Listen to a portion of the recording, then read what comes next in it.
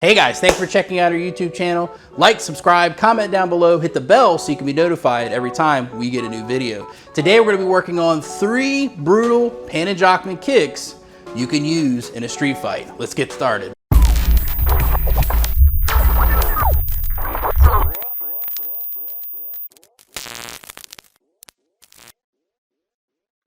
One of the things you need to understand is that Pananjakman is from, a lot of people will call it Panantukan, Filipino boxing. It is the mate to Panantukan, okay? So Pananjakman is what they call low-line kicking, okay? They may call it like SIPA.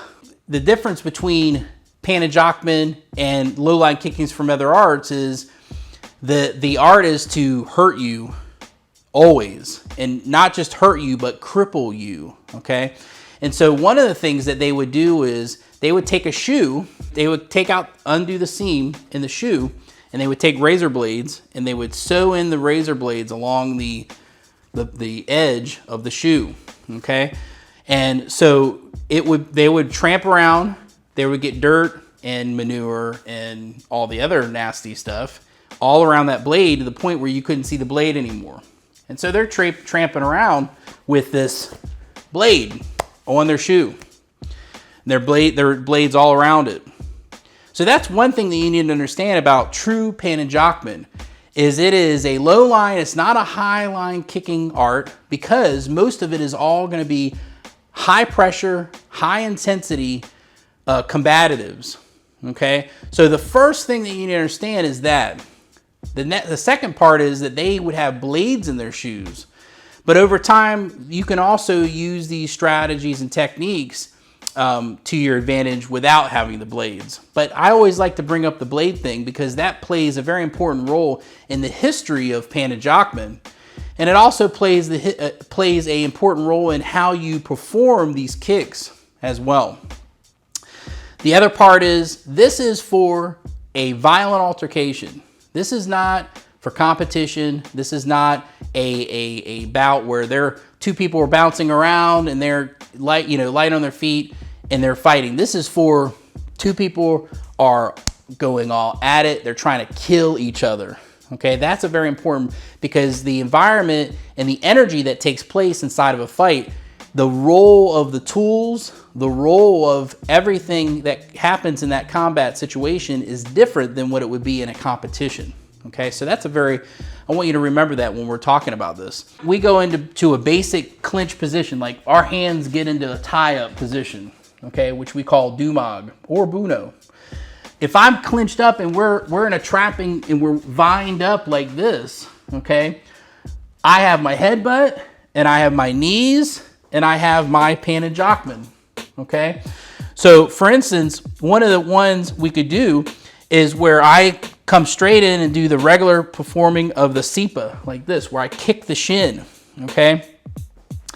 One of the techniques that they like to do is they'll kick the shin like this and scrape it down the foot, or kick the shin like this, and when I scrape down the foot, and then they drive a knee into the groin, okay? So they kick the shin, drive it down, okay, and then they step through and kick through into that position, okay?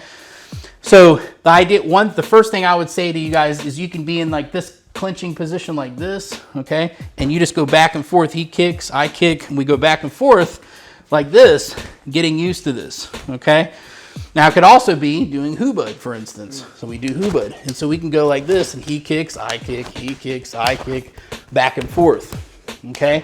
We can also do it from a jab and catch. So he catches it like this. And when I catch, I do the SIPA. So it goes back and forth, yep. And so you can do it sometimes. You can throw that kick in. You don't have to do it every single time, okay?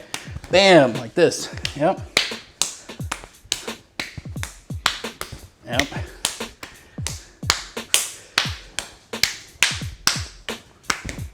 Yep. Sorry about that. Okay. So that's the first one.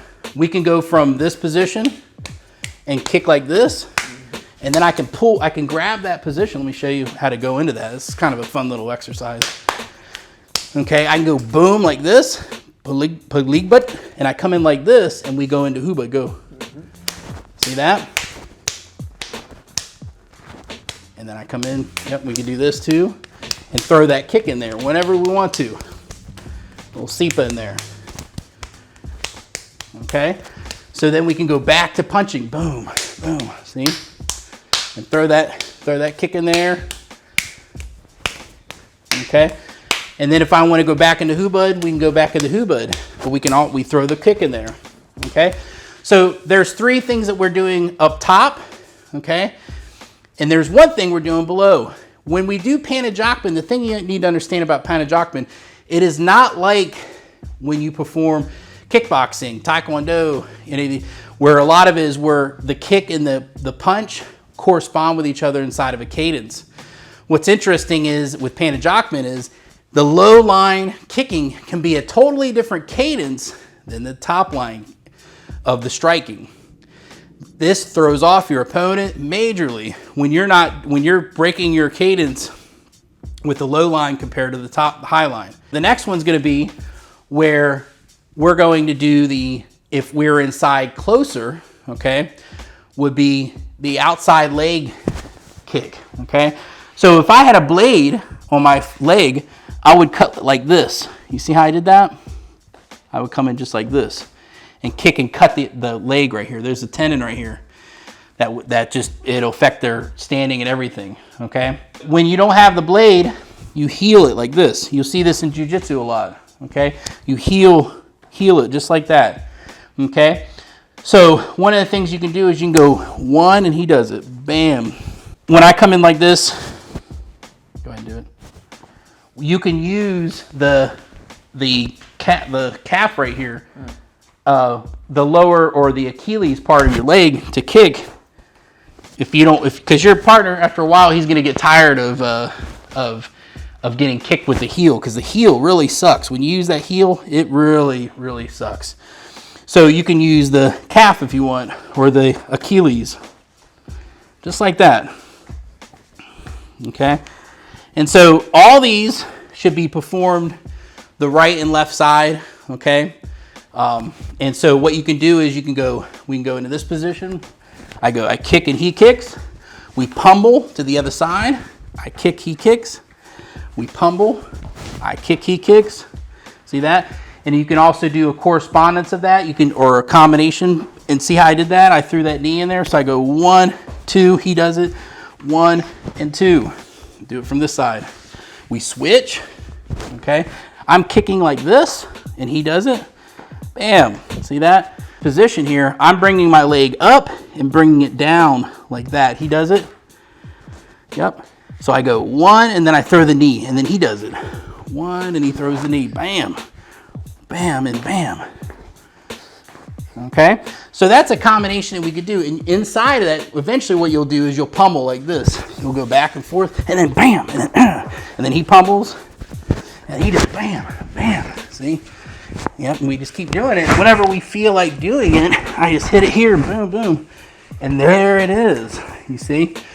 So without a partner, what it is you want to do is you go here, step, and then do the knee. So we're hitting knee and then coming in. That's basically what it is. It's very, very interesting, okay? It's if you've never studied Pananjakman, and when I started learning this back in 1993, it was totally new to me because I was used to either Kung Fu or Japanese Jiu-Jitsu. And there's a sequence in the way that you do the cadence, and you basically are learning how to break out of that cadence, which totally confuses your opponent. So the last one's going to be the stomp to the foot. So if he puts out his foot, I'm going to go down on it. He does his side, bam. And you're going to use the heel right down on the top of the foot, which really sucks. So I'm in my position, bam, and bam, and bam, and bam. Yep, go a little higher up. Yep, down right there. Oh yeah, that's the spot. See that? That's where you want to get hit. See, and so that's how we want to go. So we can go back. We can go back to the punching like this. See, and when I do that, when I want to come up and go bam, and then. So you do it off, a lot of times you'll do it off the parry, okay? So when he throws that punch, I'm gonna go boom like this, and I stomp, and then I throw a short punch.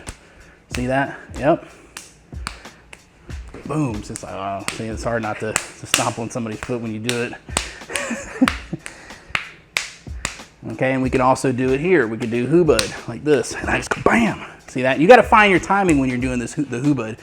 That's an important part of this, because when I'm doing it, when I slap, that's where you can start to do it. I don't do it with the slapping hand down always. I will do it in the middle, especially in hubud, because I'm just in close range. That time I did it, you see? But sometimes I won't, because we need to eventually break away from that range, okay, which is important. So we can also do it inside of the clinch here. So we're in our position here, and so I can go bam, and then throw that knee, and then he does it, bam, and he throws the knee. Notice how I bring my knee up, and then I bring it down, and then I throw that knee. Yep, let's do it from this side. So we can switch sides. Boom, I come down and I throw the knee. He goes bam, bam, bam, bam, bam, bam. Yeah, bam, bam. Those are your 3 different ones. Now you can just start to mix them. So we could get into this clinch here, okay? And I stomp and go. Okay, I can do the SIPA and go. Okay, I can strike to the back of the leg and go. Okay, so all those positions, they have to be worked. So we could go into hubud like this, and I could strike the back of the leg. He could do the back of the leg. Go ahead and do the back of the leg if I can. There you go. So if I'm on this side, yeah. So when I come here, bam, and I go here, see? Okay, or I go SIPA, or yep, the kick to the leg. I stomp to the foot, kick to the back of the leg, stomp.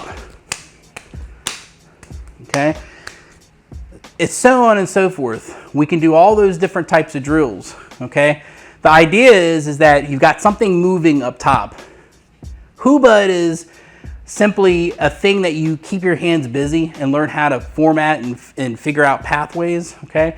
But when you're using, you can use the hubud for many, many different things when you're working on other things at the same time. Because the idea is your hands are busy, okay? It can be anything. It could be pummeling to the body, pummeling to the neck, you know. You could do the pummeling to the body like this, see, just like the wrestler does. Just go back and forth, see? And when I do that, I can step on the foot, knee to the groin. See that? And he could do the same thing. See? I can go bam, and then throw that knee. You see that? That's the idea. I can go from any of those. We can go body clinch like this. See that? So I am going to the body. And then I can go to the neck. See that? See? Okay. And obviously, we would go a lot more intense. Okay? But we're videoing, we're trying to stay focused on the actual thing. But while we're doing that, you throw in the kicks. So again, just put out your foot or leg. Yep. First one's kick to the shin. Second one is kick to the back of the leg, like that. Okay. And then third is stomp to the foot. Okay. And so these are 3 very, very important ones you can use inside of your Pananjakman, okay? The idea of this is you work on your hands for a while, and then eventually what happens is when your hands start getting better and you are able to work your hands, you can start to add more things in, and that is going to be the Pananjakman, the low line kicking. If you have any questions, comment down below. I hope you guys enjoyed this video. I'll see you next time. Hey guys, thank you for checking out our video today. Comment down below if you have any questions about what we covered today. Go to our website, pinnaclecombatarts.com. There you can find out more about what I do and the classes that I provide. Thank you guys so much for your support, and have a great day.